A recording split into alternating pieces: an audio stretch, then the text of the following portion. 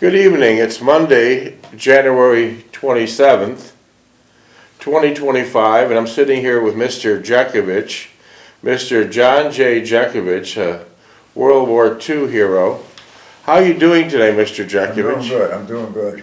You're looking well, and you have a beautiful new sweater on. Yeah. You're looking well. Tomorrow you have your appointment to get your hair done, your nails, and everything done up just right. It's a wonderful thing. I heard you had a very special visitor today. Oh, Amber. Yeah, Amber just got back from vacation yesterday. She's leaving again. Well, I know, yeah, she doesn't let no grass grow under her feet. She doesn't let, you're right. Amber got back from vacation yesterday, and it was so nice of her the next day. She came to visit to Mr. Jeckovich for several hours. She kept you company today. Yeah. Yeah, Mr. Jeckovich really enjoys Amber. They're like two peas in a pod. Amber is in her 20s. She's the great-granddaughter of Mr. Jeckovich. Amber is an avid surfer and a missionary, and she travels all over the world surfing and preaching the Bible. That's her life. She's a wonderful life, and she's a great, great young lady. She just got back on vacation yesterday, and even though she lives on the ocean and she rolls out of bed and she's surfing, it's still not good enough for her. She was always chasing the waves, and just about every country that's worthwhile, she's been there.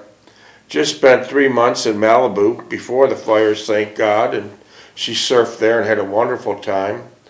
So she's going to be with us a couple more days, and then she's leaving for Martinique. She'll be gone for Martinique. I don't know how long, but she'll be gone for Martinique. And then she's planning on surfing, where it's a little bit chilly in Florida right now. She planned on surfing in Australia, because Australia has great waves, and it's their summer now.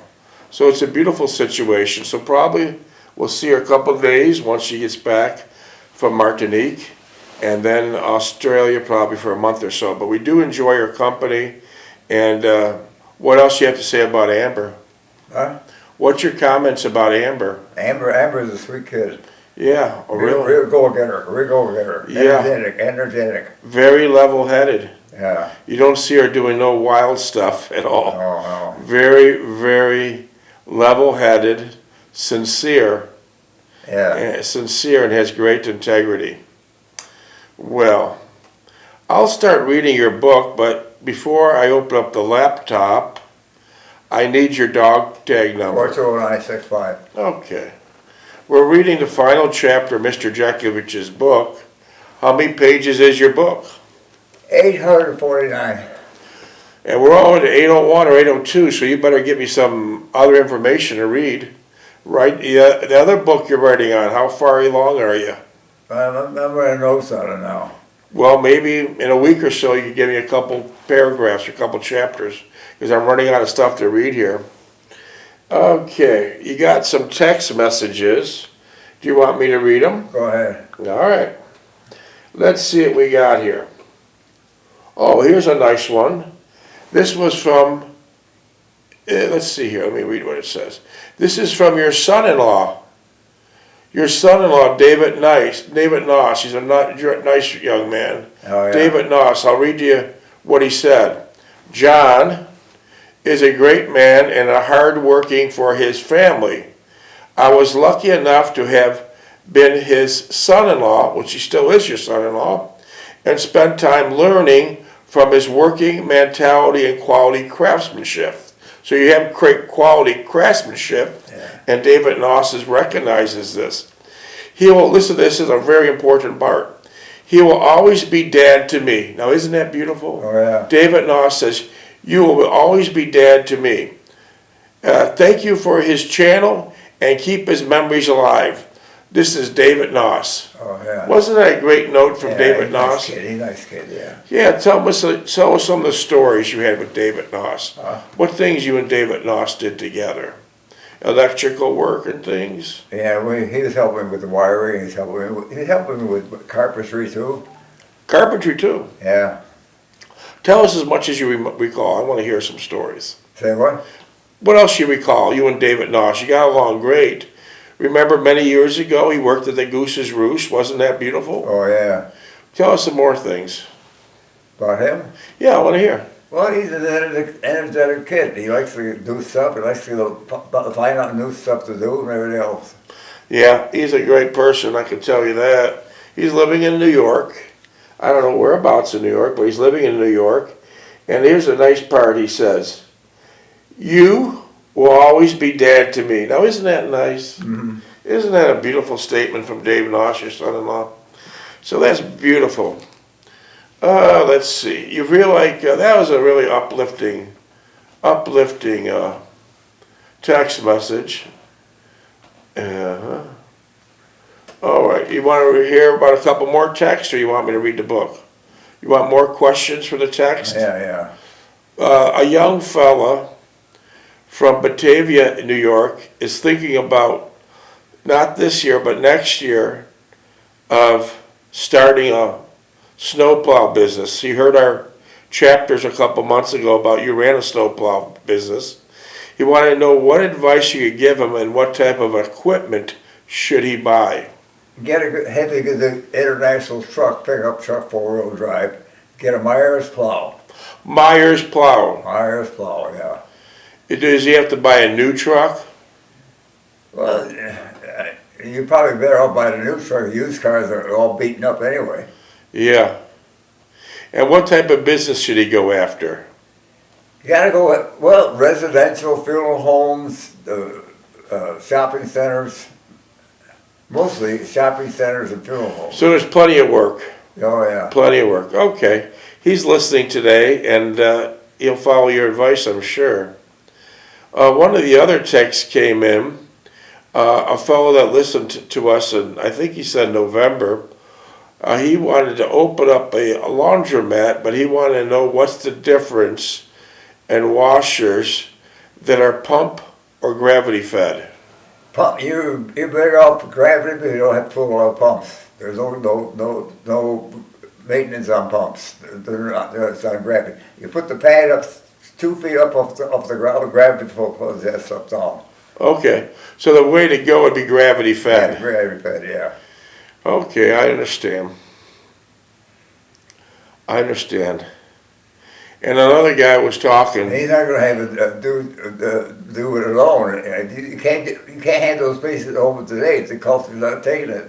The culture is a little bit rough today, right? And you got people going in there, they'll tear everything up on you. You got to have a tenant there. You got to close the place up. Yeah. You can't do what you did 5 years ago. Or when you did it 60 years ago. Yeah. We found your book from the laundromat. It was said insertions from your payments. Do you remember what payments you were making in that book? $496 a month. I mean, but you remember all the little things that you marked in, or some of the items were expenses when you're running a laundromat. Do you remember the items? What? What type of items? You had a book that you're looking at from 1971 the other day in your handwriting of different insertions you made in the book about your expenses. What kind of expenses were in that book to run a laundromat? What kind of expenses did you have? Expenses? Yeah. You got to get a place that's capable of people that don't have wash machines. You got to get in a low-class neighborhood. In a low-class neighborhood, you're asking for a lot of trouble, too. Well, back then you weren't. Yeah, because the people, I'd say the culture was different then. Today, this is a different culture. They're screwed up today. Yeah. So you'd be very leery about opening up a laundromat today. Oh, yeah. But back then, how did the people treat you? Treat you nice. The poorest people were the nicest people considered for your equipment, took care of your stuff. And and you made a good living. Well, I didn't pay for anything out of my pocket. I paid for everything from the store. That was quite an accomplishment. Yeah. Who was the actor that you worked for on Buffalo Avenue? Tone. Was he a nice gentleman? Oh, yeah. It's interesting, this generation now and in the past don't remember him because it was so long ago. Yeah, we used to take some windows on and put screens up all Yeah. seasons. And he had a beautiful mansion there. Oh, yeah. And he had the best lot in Niagara Falls. It was actually, when you looked out of his back window or his backyard, you could see the rapids, almost where the falls dropped Oh, off. yeah, magnificent house, a big house, yeah. But how about the location? Best of the city. Yes. And let me elaborate on that. That location was actually 151 Buffalo Avenue, and his estate sold that out in 1960 for a song for like next to nothing, the beautifulest view in the world there. And they built in the spot after they bulldozed down that beautiful mansion, they built a high-rise called Parkway Apartments. Yeah, that went to hell. Yeah, but Parkway Apartments, believe it or not, is still going on today. Yeah. It's still there today. Yeah. Parkway Apartments is still there on Buffalo Avenue. That's a high rise too. High-rise. Yeah. It has great functional obsolescence. The ceilings are low. It was built on 1960 standards, and it's got a view, I can tell you that, but it probably wouldn't be a comfortable place to live. No. It probably wouldn't be a comfortable place, functional obsolescence in every corner. Yeah. Who else did you and your mother work for on Buffalo Avenue? Dr. Wright, she worked for, she worked for SS Kresge's. When you were working for someone, I don't remember who you told me in my last readings, that person would put you and your mother up at a hotel. What was the situation there? Well, my mother was babysitting their kids while they would chat kid around on a weekend.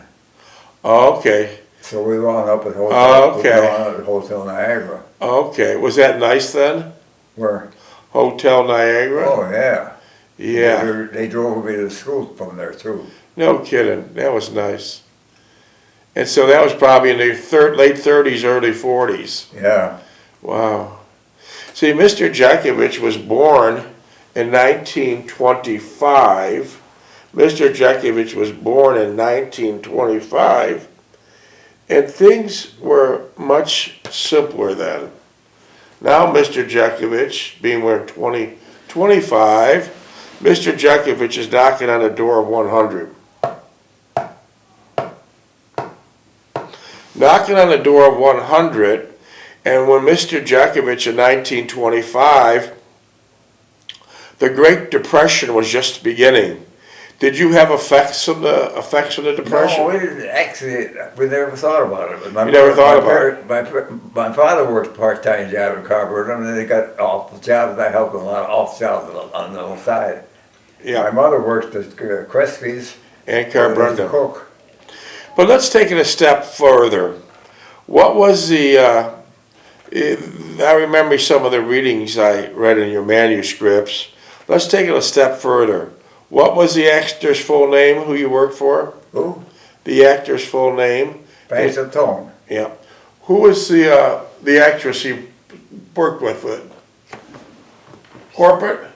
Who was the actress you worked with? I can't, he just said it. No, Pastor the Tone. actress. Betty Garble. Betty Garble.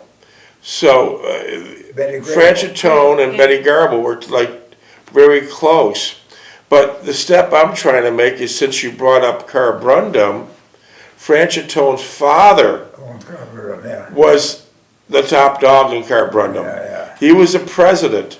So he got in close with your father, Marion Jeckovich, because Marion Jeckovich talked to everybody, right? Oh, yeah, he was very gregarious, yeah. And so now the puzzle pieces are coming together.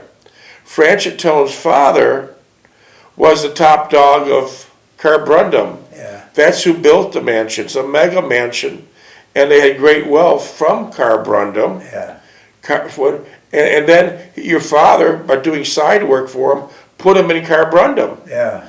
And your father talked to everybody, right? Oh, yeah, He would just go up to talk to everybody. yeah.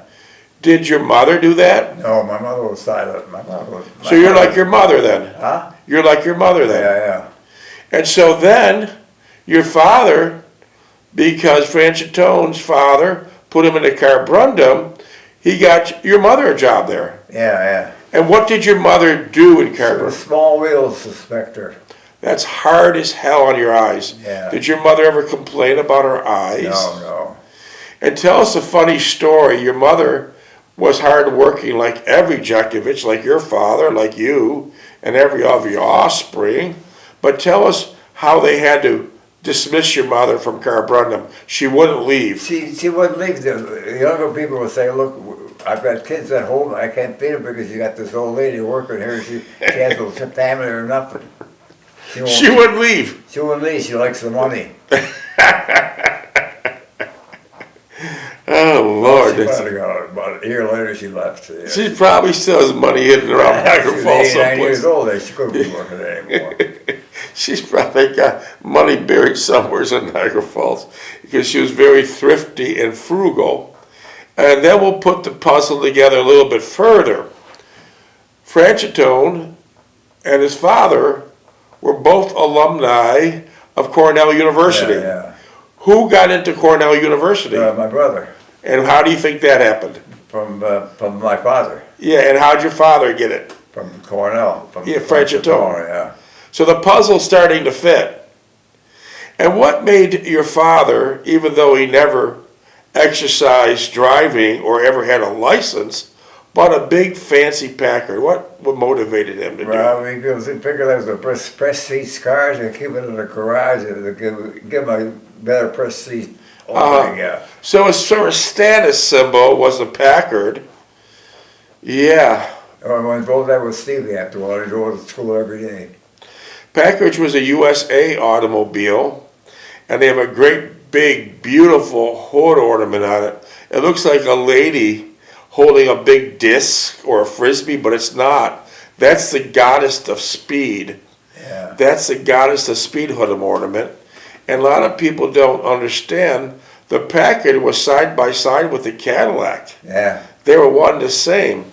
The Packard came primarily with a stainless steel straight 8 motor. Most of those other vehicles weren't running straight 8 steel motors, so Cadillac picked up on it. Yeah.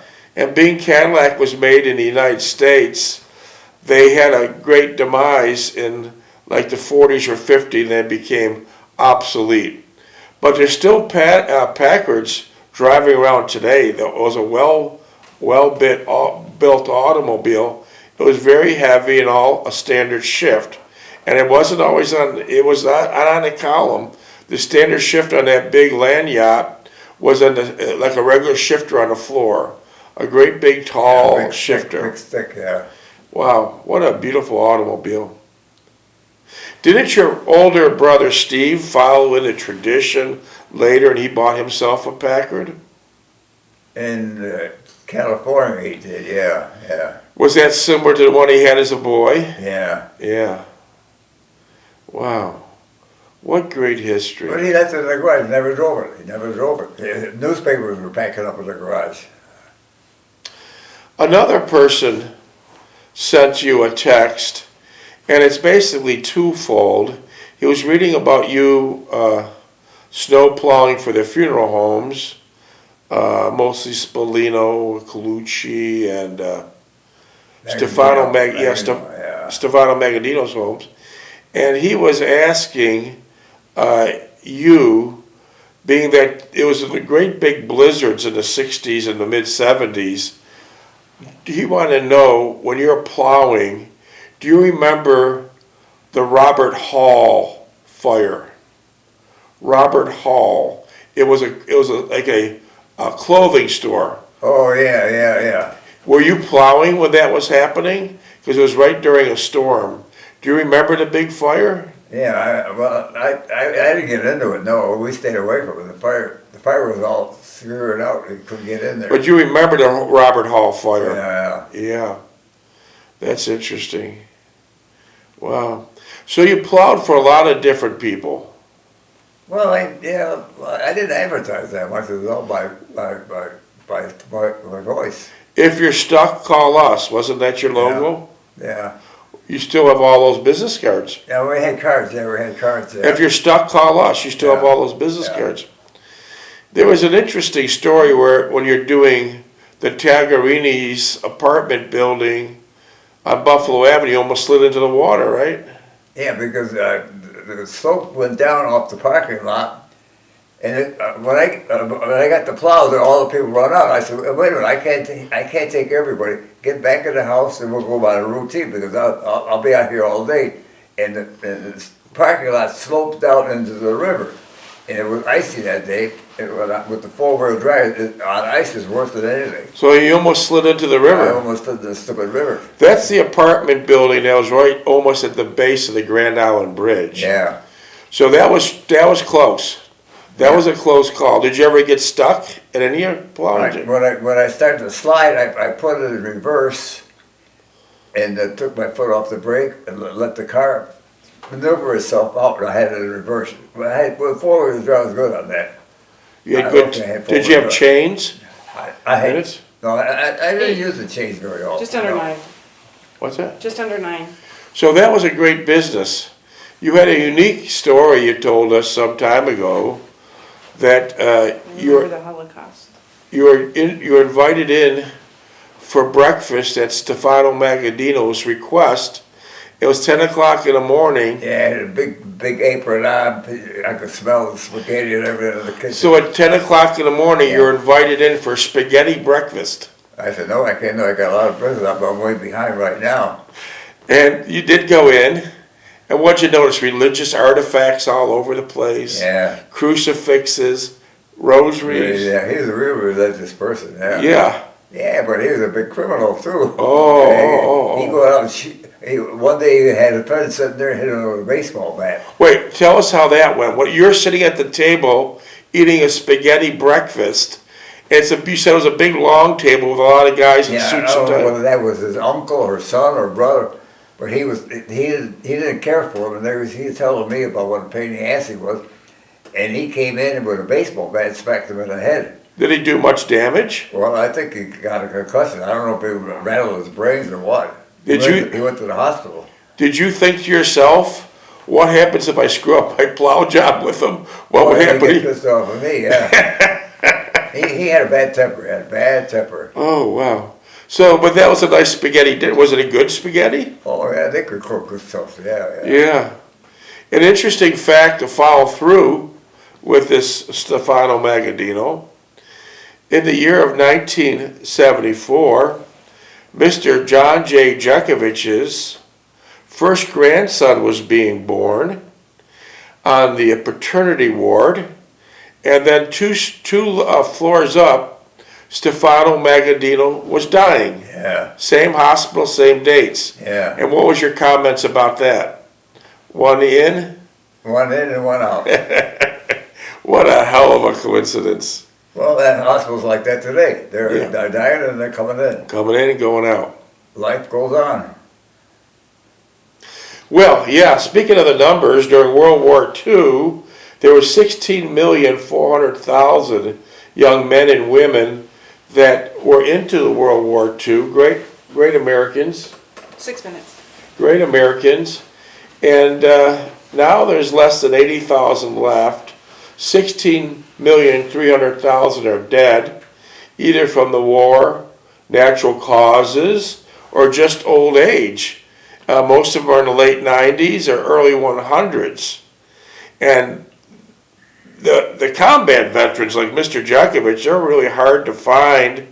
He's an actual combat veteran, front line, Purple Heart, 2 Bronze Stars, shot in the shoulder by a sniper, shrapnel from a dirty bomb that blew up over his head, which he still has shrapnel in his leg. He was beat up, stabbed, trench foot, and frostbite. And then they sent him to the hospital in Paris for several months. Yeah, And then they bandage you all up and that's for duty. fit for duty. What Mr. Jeckovich means by fit for duty, even though you're bandaged up, and you've been through hell and back at the Battle of Bulge in the Arctic Forest, the coldest winter in 100 years. They sent you back. As long as your index finger worked and you're able to walk, You're right. what are they called? Fit for duty. Fit for duty. But an interesting and a wonderful part of this World War II, even though Mr. Jeckovich was shot up and beat up and stabbed and bombed and anything you throw at him, we call him the super soldier. But the part we're still going to relate to is that Mr. Jeckovich during World War II had 3 girlfriends. 3 girlfriends. 3 girlfriends. I don't know how the hell the guy managed it. Give me some minutes here. French Renee, the one in Annabelle, Indiana, and the one in 4 minutes. yeah, Anime Mahaney and Renee. Well, let's start with the first one. It's an interesting story. Ann Mahaney, Owensboro, North Carolina. Yeah. Mr. Jeckovich was dating. Evansville, Indiana. Yeah, but you were based there, but her house was in Owensboro, Kentucky. And Mr. Jeckovich is in boot camp there, and he met her, started dating her. And the interesting fact of Ann Mahaney is that 80 years later, we had Ann Mahaney on the phone, and Mr. Jeckovich, you were talking to her. Tell her how this conversation went. All right, well, it didn't go because she's real weak. She's 90 years old. She's weak. I had her picture on the wall. I took a picture down, put my mother up.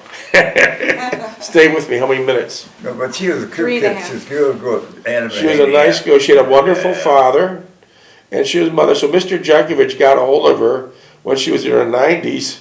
He told her back in 1942 he'd come back, but who the hell thought he'd wait 90 years to I come know. back? Yeah. And so in his office, Mr. Jeckovich had her beautiful picture hanging up there. And so what happened, once he talked to her, he kind of lost interest. At 90 years later, he removed her picture, and the whole wall was yellow from sitting there. And then you put up your mother's picture. Yeah. Isn't that a funny story? Minutes? Yeah, 2:48. 2:48. No, 80 years ago. And then in Well, today's an anniversary of, not that one. What? and then in Wales, you had a beautiful girlfriend there. Yeah, Wales, her name? England, yeah. A beautiful girl, Miss Young. You had a beautiful girlfriend there. We haven't located her, but let us tell us how far we went. We had private detectives in Paris and in Wales trying to locate her.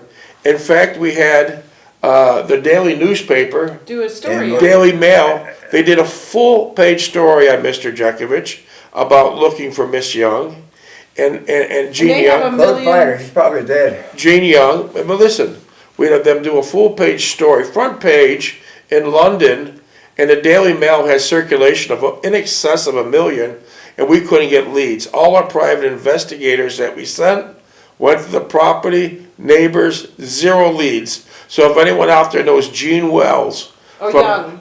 What? What Young, I thought. Jean Young, I'm sorry, Jean Young from Haverford West, Wales. Yeah. Let us know. Yeah. And then the last one, minutes. 1:30. And the last one, we're running out of studio time. His third girlfriend was Renee. Tell us about Renee. Renee was a French woman that was going to be a nun. She was in the And French. her brother got killed, her father and mother got killed, so she got disquieted and got into resistance. Minutes. 1 minute. And she 8 seconds. run around with the troops, and then she had they stayed at headquarters down in the shithole, down in the dumps and the sewers and that. Catacombs, yeah. Yeah, the French resistance had the offices basically in a sewer. Renee was a nun, and when she got word in the convent that the Nazis killed her mother and father, and then a month or 2 later the Nazis killed her 2 teenage brothers, she left the convent and joined the French resistance. Yeah. She was a beautiful artist, and she would draw the portraits of the Nazis. A lot of German officers went there because she made it faces only. Yeah, and she gathered information. She was They listening. were talking, bragging about what they're going And to do she brought- next, how great they were, how this and that. And she brought She that. held that in respect to the Allies. Yeah, she brought it back. And then finally, what happened with Renee? Well, they got wise to her, they took her out and shot her. Yeah, That's minutes. sad. 12 Shot her in the seconds. head. Took her out in the woods, shot her. Wow. And she was a beautiful lady. What a shame. Yeah. We'll pick this up tomorrow.